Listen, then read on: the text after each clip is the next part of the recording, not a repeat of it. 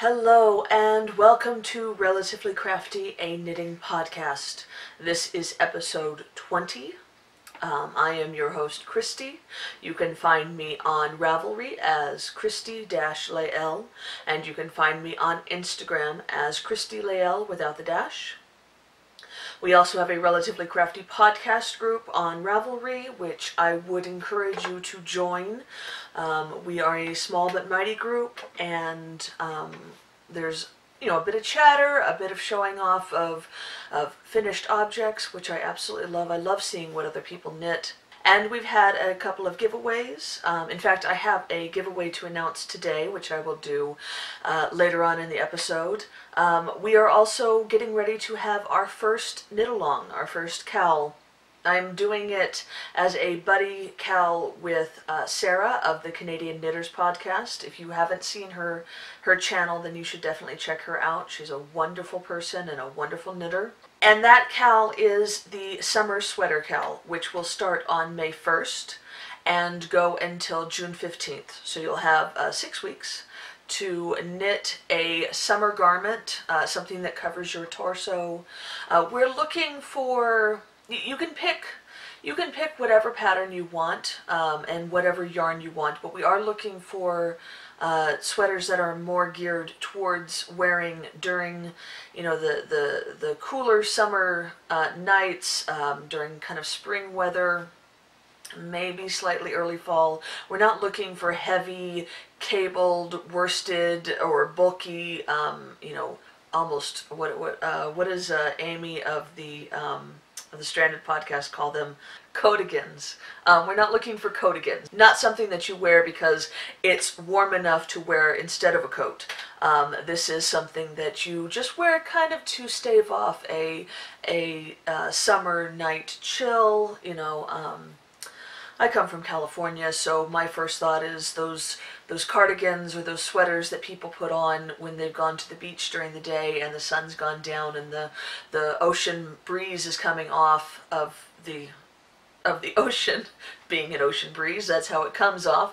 And so you just need something to kind of stave off that little chill, that little cooler night chill. So looking for things that, are kind of shorter sleeved, that are made out of lighter yarn, like fingering or sport weight, maybe even lace weight, if you have the hankering to knit like a featherweight. A featherweight would be a perfect pattern for this KAL.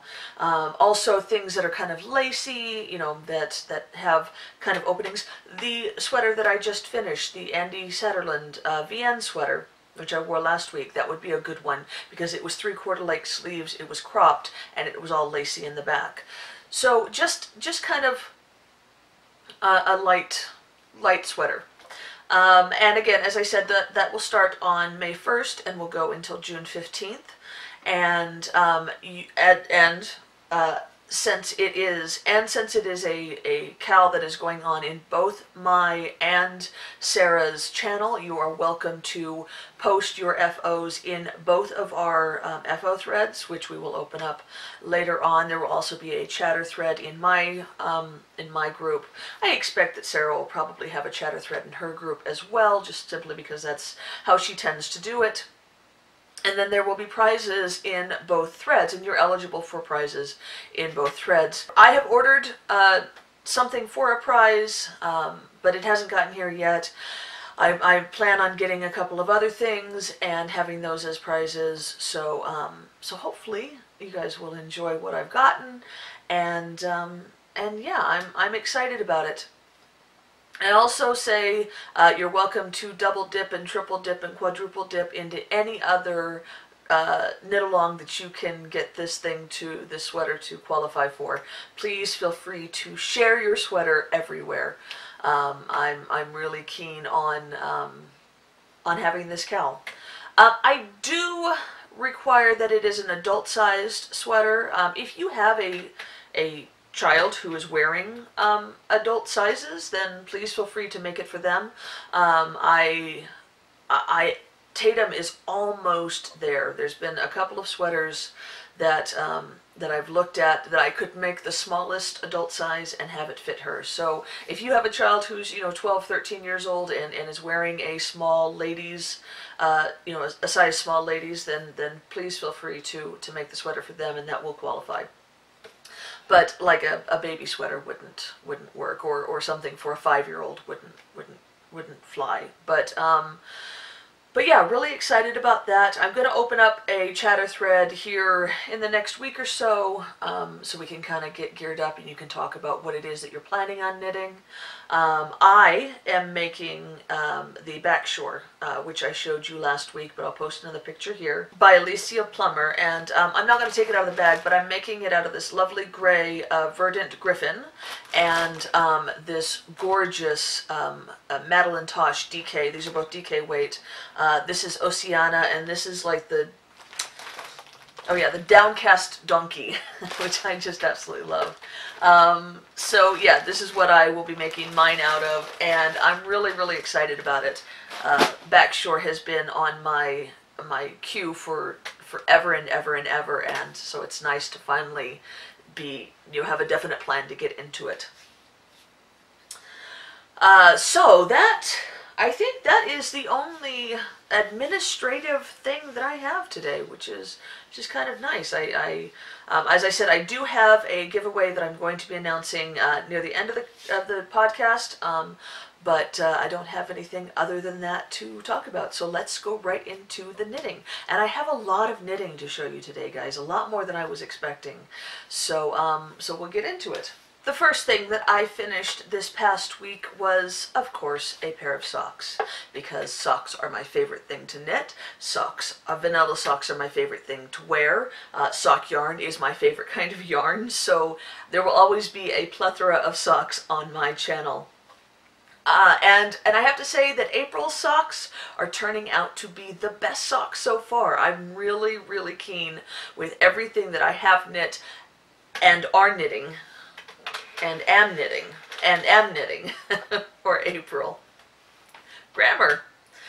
So this is the first pair that I finished. It's not the first pair that I started, but because they were shorty socks, they went a little bit faster than the other pair that I finished, which was the first pair that I started.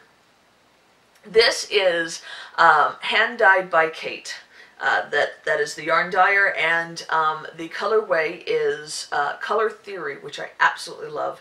And I mentioned this last week. This is her sock set. So she sends a 50-gram main color skein and then a 20-gram heel toe skein. So you're paying a cheaper rate for only 70 grams of yarn, but it is absolutely the perfect amount to make a pair of socks.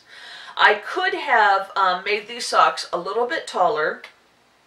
I could have gone up another couple of rows with the main color and then added the contrasting cuff for the entire cuff, but I really wanted to try out this idea, which I think was just such a successful experiment. I did 10 rows with the main color, and then I did 2 rows of the contrast color and then bound off with the contrast color, and I just love the way that it looks on the ribbing. I really think that it just gives the socks just an added something that I really, really like. So I may do that more often. I just really like the way that it looks. This is, of course, my own pattern. This is the Cristi's Stripy Sock Recipe, which is a free pattern that I've released on Ravelry a couple of years ago. You can just look it up by putting in my name, Cristi, with the C-R-I-S-T-I. By the way, I never spell it with an H. And it's basically, well, actually I can't even say that because I did do a different heel. But mostly it's my sock recipe. I should come up with another name. This is the alternate Cristi's Stripy Sock Recipe. So I do these toe up, and I started out with a Turkish cast on. I got to the heel and did a Fish Lips Kiss heel, and then did the leg until I thought I was gonna get to about the end of the yarn and then started the ribbing. I do 1 by 1 ribbing, and as I said, I did 10 rows and then did 2 rows with the contrasting color, so 12 rows of ribbing total. And then I bound off with Jenny's surprisingly stretchy bind off, which is my favorite bind off for toe up socks because you never have to worry about them getting it over your heel. And yeah, I don't know what else I can say about it except for that I absolutely love them. I love the fact that the color repeats were so short that there was no way for this yarn to pool. It came out exactly modeled, exactly perfectly. And I wish that all variegated yarn knit up this way, because this is exactly what I have in mind every time I look at a variegated skein. I'm like, oh, I wish it would knit up like that. But it ends up all too often knitting up with really strong pools and flashing, and sometimes that's really cool. Sometimes you get a really cool spiral pool or really cool flashing that works out really well, but then sometimes you don't. And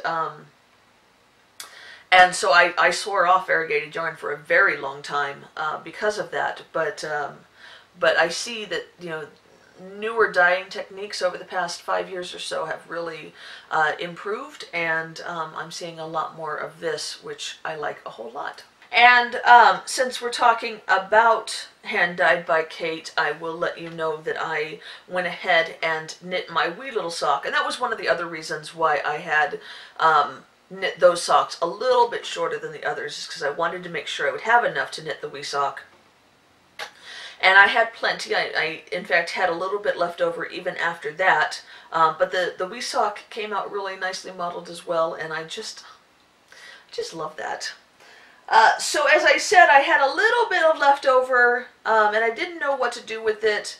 I had enough to make a couple of hexaflats, but I just, you know, I don't know, I just wasn't feeling the hexaflat, and so I thought about what I could do with, you know, 5 or 6 grams, and I remembered that I had made all of those hearts for the girls' teachers for Christmas, and that I didn't keep one for myself. And so, since I loved this yarn colorway so much, I went ahead and made myself a little heart. So there you go, and I just love it. I think it's perfect. I'm gonna get a hook or something so I can hang it in here, because I just think it's adorable.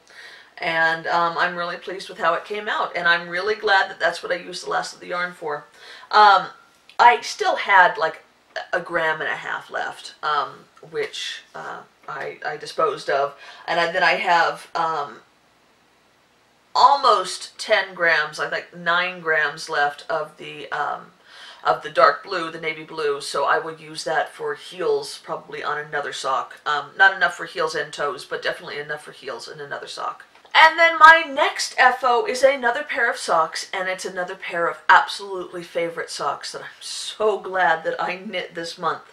They are my Creative Obsession socks, which were dyed by Carrie of the Creative Obsession podcast. I will, of course, link her podcast down below. I definitely recommend that you check out her podcast. She's amazing. And she's such a talented dyer. She's been dyeing yarn for a while now, but just recently started dyeing sock blanks, and I've wanted to try out sock blanks for a while. When I saw that Carrie had them in her shop, I decided that that was where I was going to get my first sock blank from. And so these are sock blank socks. And so you can see that they are not matching.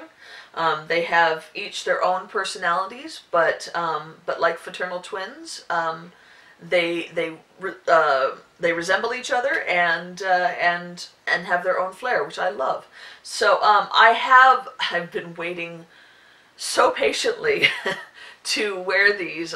You guys know about my self-imposed rule that I cannot wear any of my FOs until I've shown them on the podcast, and it was hard to wait for these because I tried on the first one after I'd made it, and it felt so nice on my foot. So I have been really, really excited to finally be able to wear them. So I'm definitely going to be wearing them tomorrow.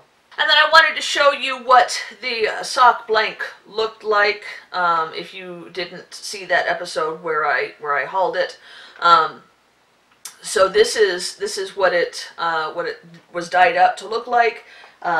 So you can see that the socks come out differently than a sock blank. So the sock blank looks so awesome by itself. Like this could be art. on my wall. I know a lot of people who take sock blanks and turn them into pillows or bags, and I totally don't blame them because sock blanks look so awesome. And then they knit up into just as awesome socks. So I'm not sure exactly what I'm going to do with the rest of this. If I was somebody who was handy with a sewing machine, I would seriously consider making this into like a sock-size project bag.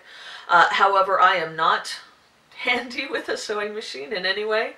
I am not a very crafty person. That's why the name of my channel is Relatively Crafty, because I can only knit. But so I don't know if I'm going to save it for another project. I have about 35 grams, which is a decent amount.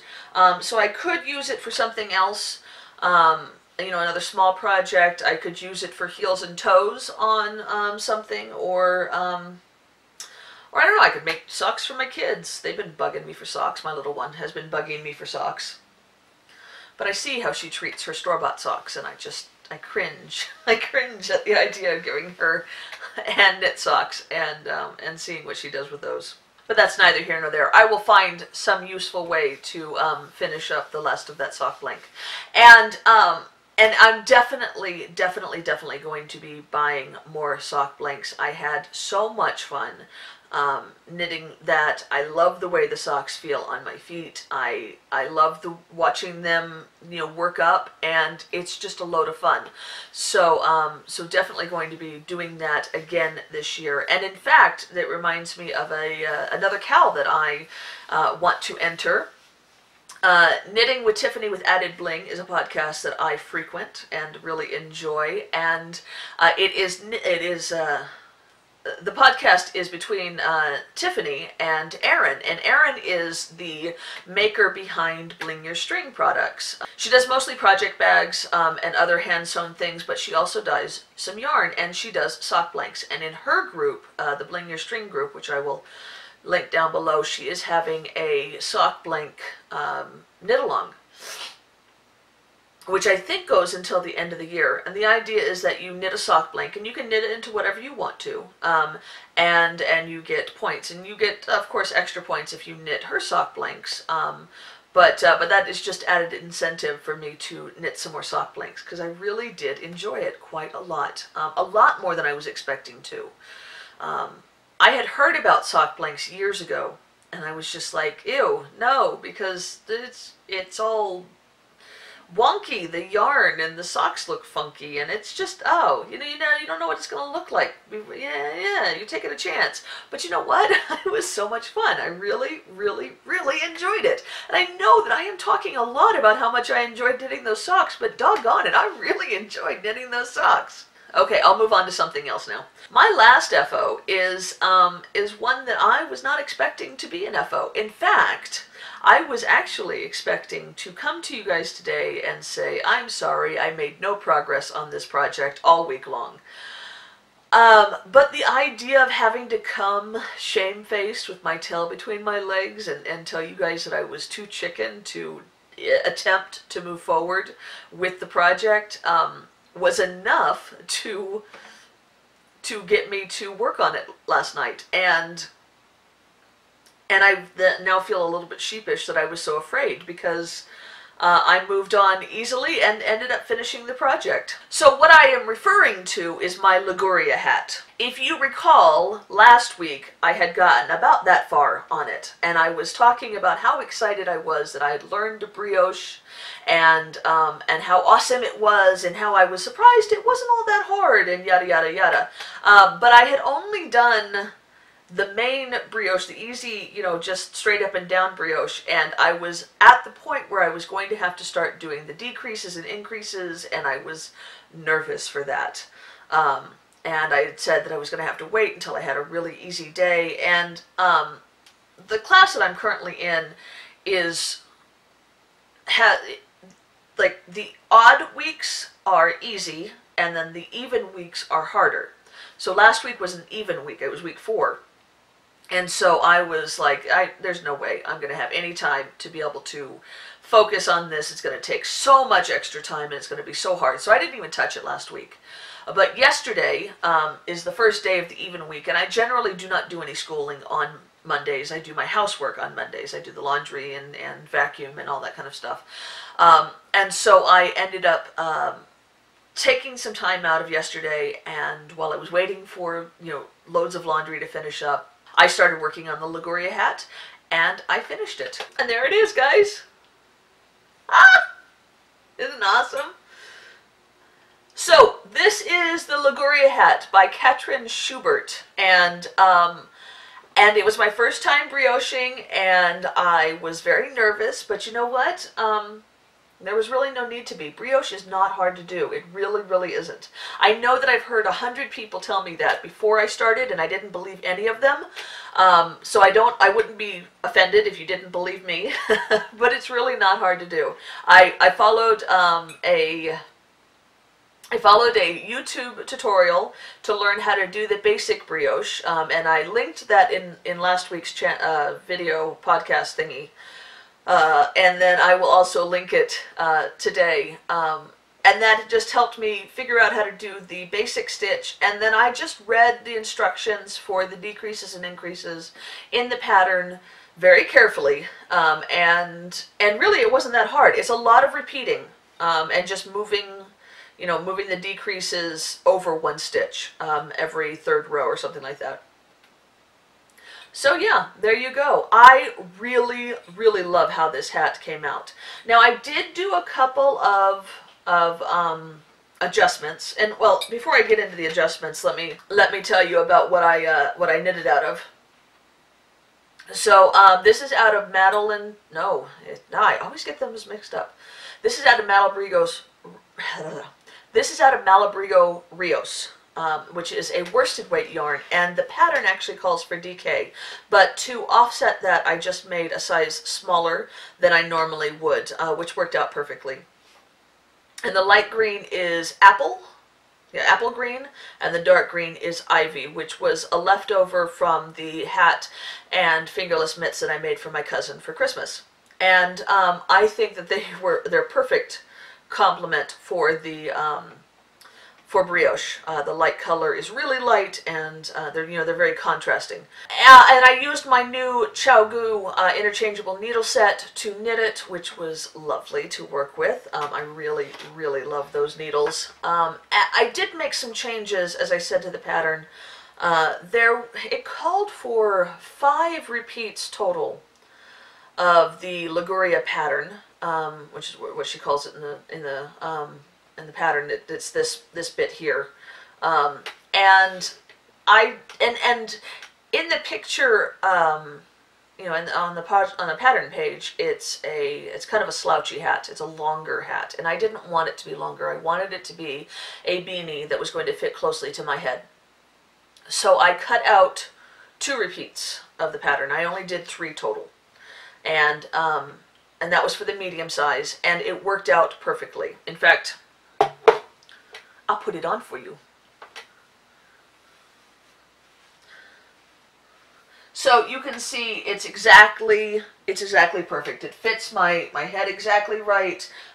There's no extra here at the top, but it covers my ears, so it will be very warm and comfortable, and it's very cozy, and I absolutely love it. Brioche is reversible, of course, but I will not be wearing it reversible.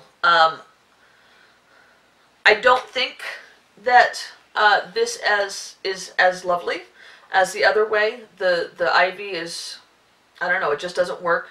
Plus, I made a couple of mistakes on the wrong side.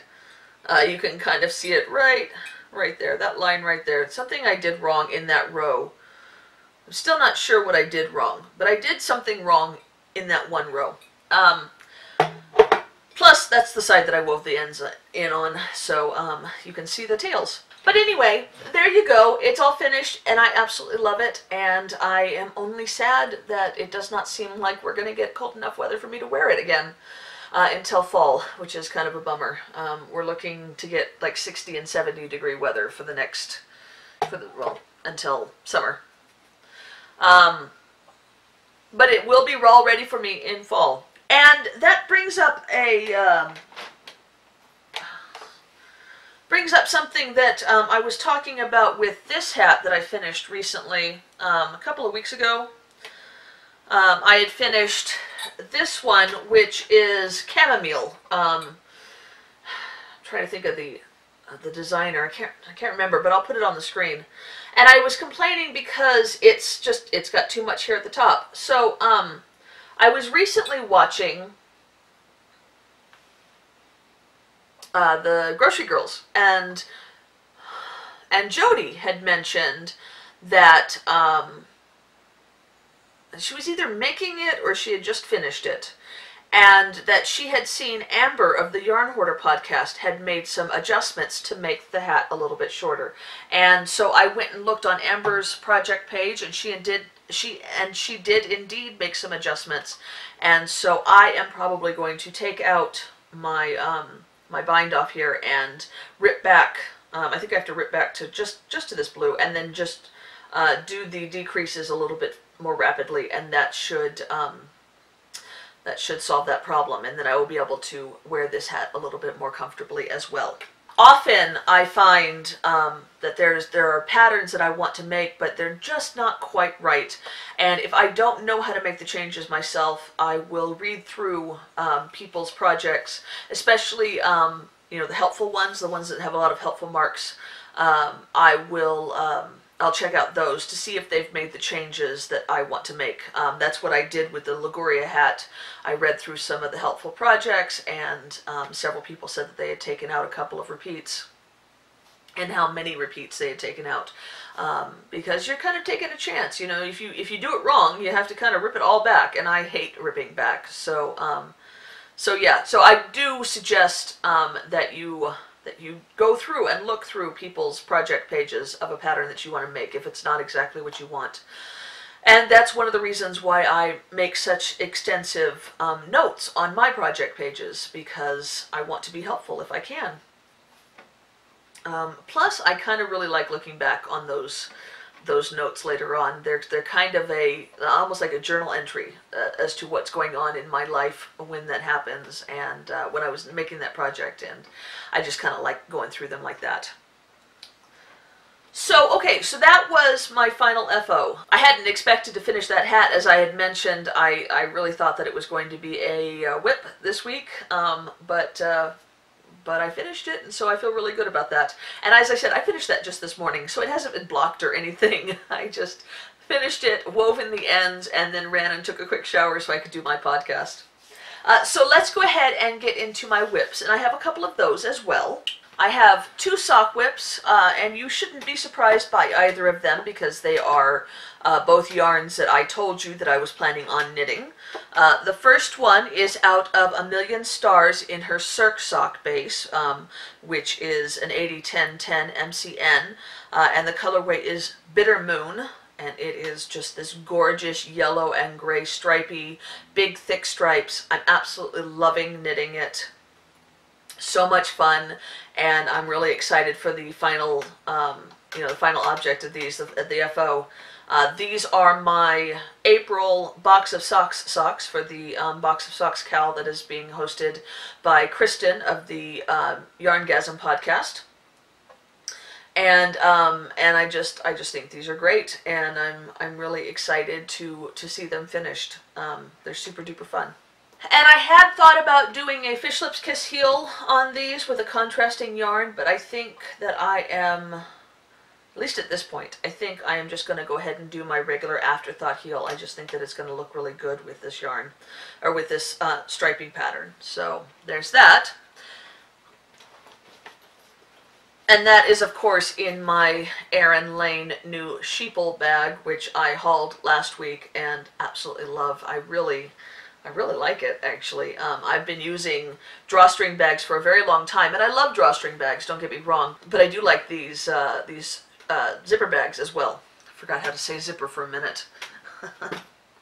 My other sock whip is my Desert Vista Dye Works sock. I have managed to do January, February, and March's sock, and she just handed out the the coupon code prizes for the first 3-month socks, and so I got that, which is awesome, and really kind of renewed my desire to finish up this year-long KAL. And the idea is that you knit a Desert Vista Dye Works sock, pair of socks each month, and there are some really great prizes. So anyway, these are my April socks, and the colorway is Zumbuddy Zumba.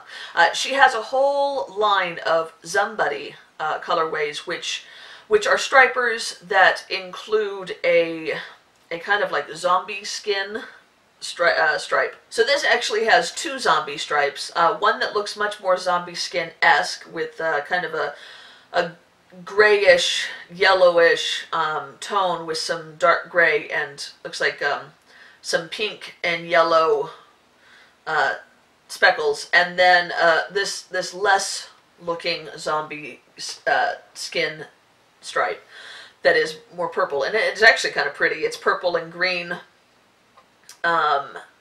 It's like a purple base with gray and green and orange and pink speckles, and then you have these stripes in between. And I really like this colorway, but I will say that I kind of think that these 3 stripes don't really go very well. Like, I don't know, I kind of think like that would be a really cool colorway. And this, again, I'm not saying that this is a bad colorway. I really like this colorway, but I just think it would look really cool with just those. Those would have been awesome. So anyway, I am about halfway through at the foot on this one as well, as I am with the Bitter Moon colorway, and just making my way through them. But one of the reasons why I'm not farther with my socks, besides the fact that I was finishing my Liguria hat last week, or yesterday rather, is because I cast on a sweater. Yes, I cast on a sweater. I know that I sat here and looked you guys straight in the eyes last week and said that I had no intention to cast on a sweater anytime soon, and that I may even take all of April off and not start a sweater in April and just focus on socks, and I had every intention of doing that until I didn't. If you watch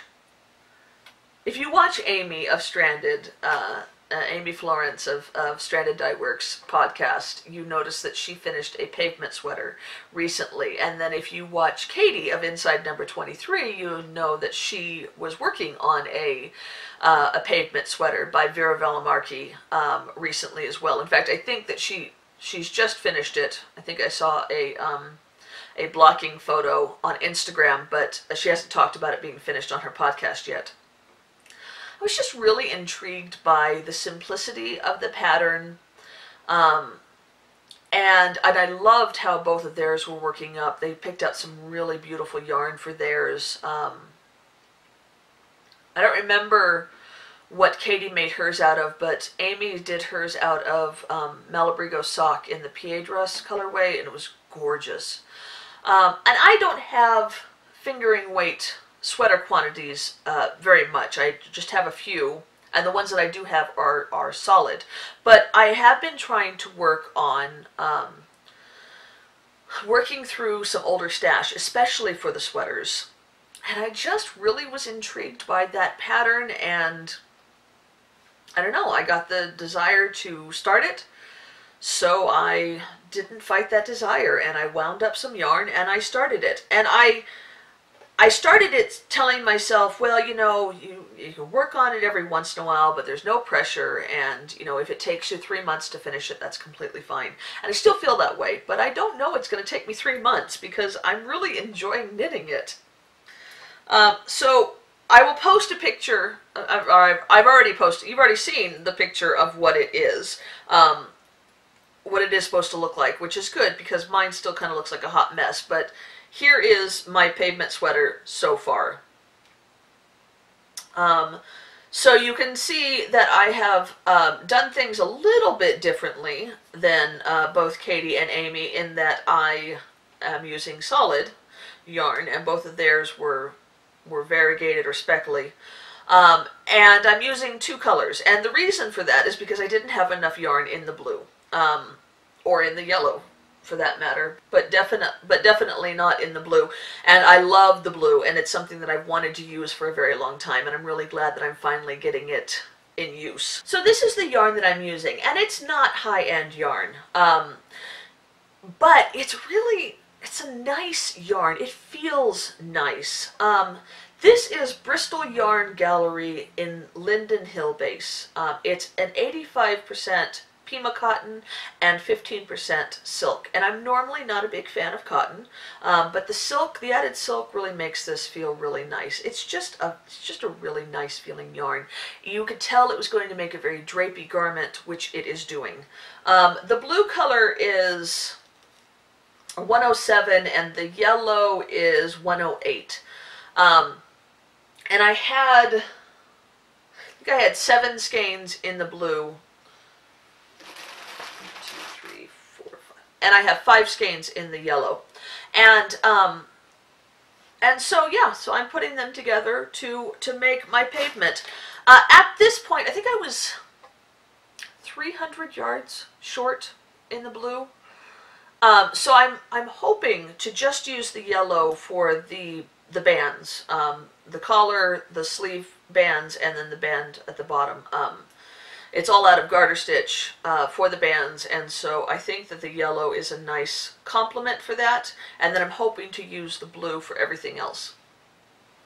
But definitely I want to use the blue for the entire body. I don't mind doing a little bit of maybe striping on the sleeves if I need to, or making the sleeves shorter, but I do want the body to be entirely blue except for the bottom edging. So yeah, I'm really enjoying it. It's very mindless. There's no shaping. It's all very simple, and it's being knit on US 7s, so it's big needles. It's working out pretty fast. I don't know, I've got about a quarter of the first skein left. And yeah, I'm just really enjoying it. So I'll just keep working on it here and there as I kind of go. You know, it's perfect for TV knitting, which is what I normally use my socks for, so we'll see. We'll see how that goes. But yeah, I have no timeline on this. I'm not trying to get this done in April. I'm not pushing myself in any way. I do have to, still have to knit my mom's rainbow sweater, and I have to have that done by June, I believe. So that with Backshore is kind of, you know, a lot, 3 sweaters to try to finish by the middle of June. So this is not a priority in any way. This is just something that I'm working on for right now until I get the gumption up to start Backshore, or to start my mom's sweater, rather. So, so there is that. And that is all the whips that I have. So let's go ahead and get into stash acquisitions, which I have a decent amount of today, but it should start tapering off now. A lot of these are yarns that I, you know, ordered weeks ago right after we gotten our tax return. And, you know, some dyers die to order, and so it takes a couple of weeks for those to get shipped. And then some of them, you know, they come from other countries, so it takes even longer with the shipping. So I have 4 skeins to show you, and then I have some extra special acquisitions and a giveaway to announce. So we'll get into the 4 skeins that I purchased. The first one is something that I picked up at my LYS, which is Colorful Yarns in Centennial. She had some hedgehog fiber on sale, which is awesome. That's like looking a gift horse in the mouth if you're not going to buy hedgehog fiber that's on sale. So I got this skein, and this is in her sock base, and the color is Malice. And it's just really saturated blues and reds and some brown. And I'm not exactly sure what I'm going to use it for, but it was a great price, and I couldn't pass up on the price. So I will have it. I'll have it in my stash for a while, let it kind of marinate and we'll see what I want to make it be later on. It may be socks. It may be socks for Ron. It's kind of a manly color. So we'll see how it goes. And then I picked up some Yarn Enabler, which I had never bought before. But she recently, well, maybe a month ago, she posted a picture. If you're not familiar with the Yarn Enabler, she is one half of the Dye Another Day podcast. It's the Yarn Enabler and the Cozy Knitter. They are both very talented yarn dyers up in Canada. And the Yarn Enabler especially is kind of known for her pencil socks. And so she dyes this yarn that has a mini skein for the top of the sock, which looks like an eraser. It's pink, and then it goes into gray. And then there's a yellow skein for the body of the sock, which is the body of the pencil. And then she has another mini skein, which is kind of brown, and then dark gray for the tip of the pencil. The wood part, and then the pencil part. And I always thought that was really, really cool. And she also has a skein that she dyes that looks like paper. So it's mostly white, but it has blue lines at the top and the bottom. So it looks like, a piece of paper. And she reposted a picture on Instagram of one of her customers who had made a pencil sock and a paper sock, and had put them together, and I thought, oh, that's so cute. I want a pencil and paper sock. But I didn't really want to buy the skeins by themselves and only make one sock out of each of them. So I just commented on her Instagram. I said, any chance of you putting those together as a bundle in your shop? And she did right away. So I figured, since she'd kind of put this bundle together, maybe not because I asked, but after I asked, I figured, well, I better buy it. So I picked up a pencil and paper skein. So this is the paper, and you can see it's mostly white with a little bit of blue, and that is supposed to make the lines at the top and the bottom of the sock. And then this is the pencil sock, which is all solid yellow. And then there is this mini, which is pink and gray for the eraser and the metal bit. And then there's this ultra mini, which is brown and dark gray for the nub of the pencil.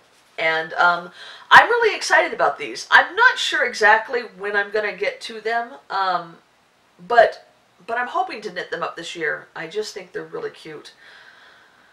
I might knit them for my mom. She's a teacher, as I've mentioned before, and she might get a kick out of them. But if I do knit them up, I'm going to have to knit them up pretty quickly because she retires next year. So I want to give her enough opportunities to be able to wear them to work. But yeah, I just love the idea. And you know what? Actually, knitting them for my mom would probably be the best use. She would really get a kick out of that. She would wear them to school and show them off to all of her teacher friends. She really likes this kind of thing, and it would make her happy. So maybe her birthday's in September. Maybe for her birthday, that might be a good idea. And then lastly, I actually got some yarn that is local to me. I didn't realize how local, but it's really local. Like, it's within half an hour. The dyer lives within a half an hour of my house, which makes me really excited. I don't know why, because it's not like I'm going to go over there and hang out with her, but something about it being so close just gives me, a happy feeling. Anyway, it is the Lemonade Shop, and as I said, she's just about a half an hour away from my house. In fact, I have friends who live in the same city that she lives in, and I love some of her dyeing. Well, I like a lot of her dyeing, but these two skeins especially, just the minute I saw them, I said, I must have those. I must have those as soon as possible. So the first one is her Goldfish colorway, which is this gorgeous, like, almost seafoam green, and it has just all these beautiful orange speckles. There's a bunch of them, and they knit up so lovely. The goldfish colorway just knits up perfectly. I can't wait to knit socks out of this. It's just really, it's like a really great speckly job. And then the other one that I just fell in love with the minute I saw it is called Stormy Day. And I'm sure that you've seen these, there's other dyers that do this technique, but it is mostly gray. And then there's just this spot here at the top that does the whole rainbow. So it starts with pink and goes into orange and yellow and green and blue, and then into purple there. It's kind of hidden in there. I am rubbish at rescanning or retwisting skeins, so I try not to untwist them until it's time to actually wind them. But the idea is that the sock is mostly gray, and then you just have these little flashes of rainbow in a line, and I absolutely love them. So I'm really excited about knitting these ones up as well. And I love, as I said, I love the fact that she's local. So maybe I'll see her around. I know that my yarn shop sometimes carries her, so hopefully I'll be able to get my hands on more of her yarn in the future. And then next, I got my socks from Danny. If you recall from a couple of podcasts ago, I was talking about the sock swap that I had done with Danny of Little Bobbins Knits.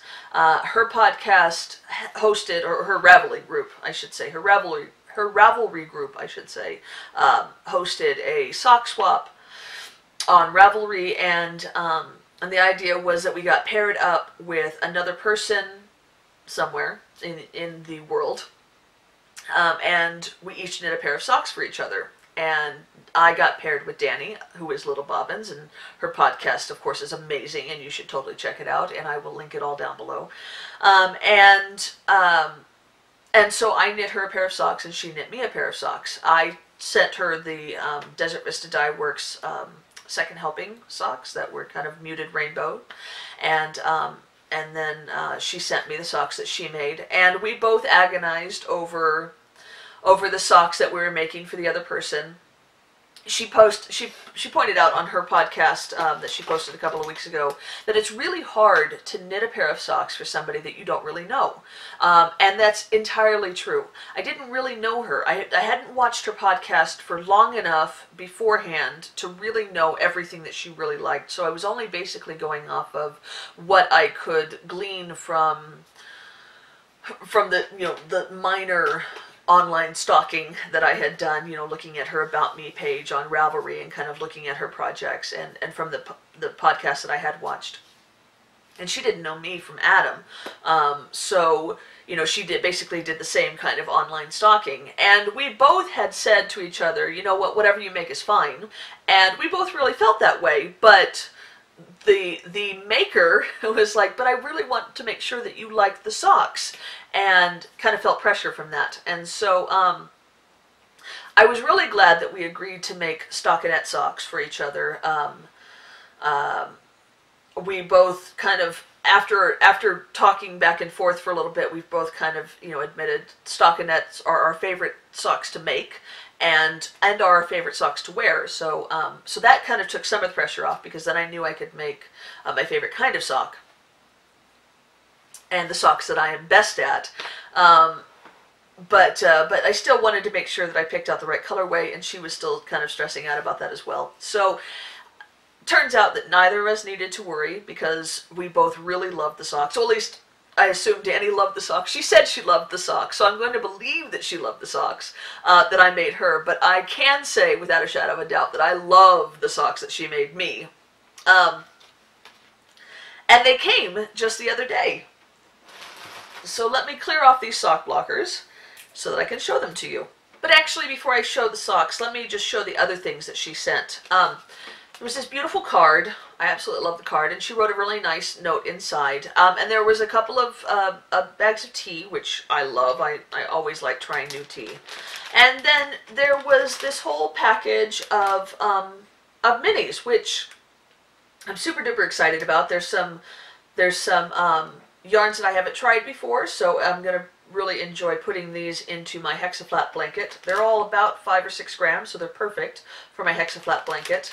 And then lastly, besides the socks, of course, she sent this really cute little bee progress keeper with some stitch markers, and I will post a picture here of the progress keeper so you can see it, but it's adorable. It's bright yellow with this really cute bee charm at the bottom, and I have been trying to patiently wait until podcasting day so that I could finally put this on my project. I think it's going to be perfect to use for my pavement sweater, and so it will go on there today.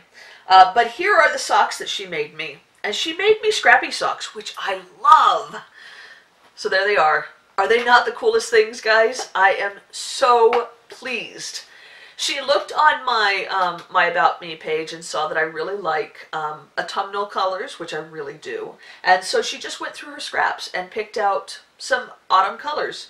And I love the fact that it's not all burgundy, brown, and orange. She picked some really great kind of alternative autumn colors, which I think is amazing. So yeah, there's like 16 different colorways. I absolutely love this one, especially. I also really love that one, and that one, and that one, and that one, and that one.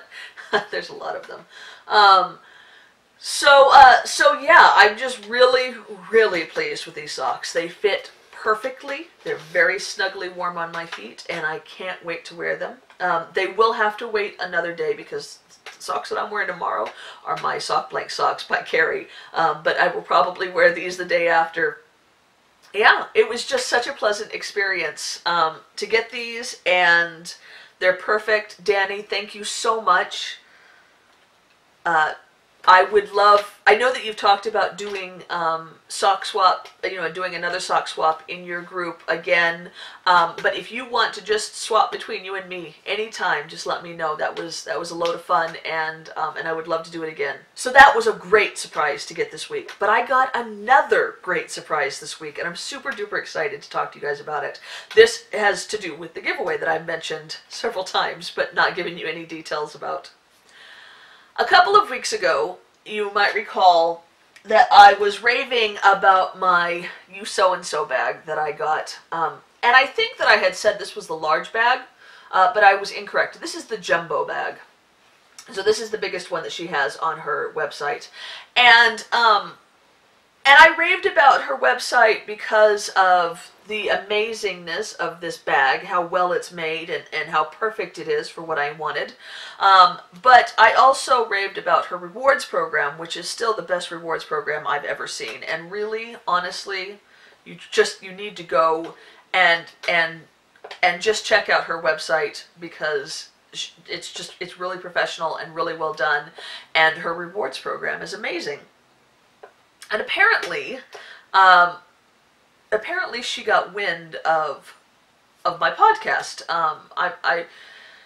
I was really surprised to hear that she had seen it, but she messaged me on Ravelry and thanked me for the kind words that I had said about her bag, and I kind of thanked her for being such an awesome bag maker. But she also asked if I had ever had giveaways on my podcast, and would I like her to send a bag for a giveaway. And like, that was a no-brainer. Yes, please send a bag for a giveaway. That would be awesome. I would love to be able to give a bag to my viewers. And so she did. And so I have this bag to give away to you guys. Isn't that awesome? I'm so excited about it. So I think this is called Woodland Picnic. And this is her large bag. So this is jumbo. This is large. You can see the size difference. So the jumbo is perfect for a blanket or a heavy sweater.